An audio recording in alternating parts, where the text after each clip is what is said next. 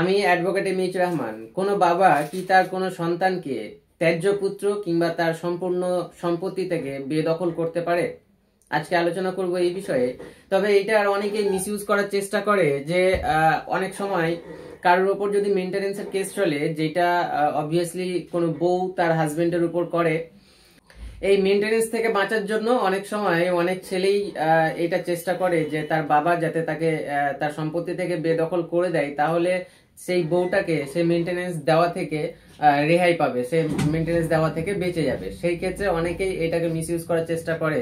তবে যদি সেই রকম কন্ডিশন থাকে তাহলে সেইটা ভ্যালিড হবে না, সেটা একদম অগ্রাহ্য। তবে যদি সত্যিকারের কোনো সন্তান তার বৃদ্ধ বাবা মাকে দেখাশোনা না করে, তার যদি চিকিৎসার ব্যবস্থা না করে, যদি তাকে সব সময় বিরক্ত কিংবা তাকে সব সময় হ্যারাসমেন্ট করার চেষ্টা করে, সেই ক্ষেত্রে যদি সেই বাবা চায় যে তার সেই সন্তানকে ত্যায্য পুত্র কিংবা তার সম্পূর্ণ সম্পত্তি থেকে বেদখল করে দেবে, তাহলে সেটা করতে পারে। তবে লিগ্যাল কিছু প্রসিডিওর রয়েছে, সেইটাকে অবশ্যই ফলো করতে হবে। সেইটা যদি ফলো করা হয় তাহলে লিগালি সে তাকে তার সন্তানকে সম্পূর্ণভাবে বেদখল কিংবা ত্যায্য পুত্র করে দিতে পারে।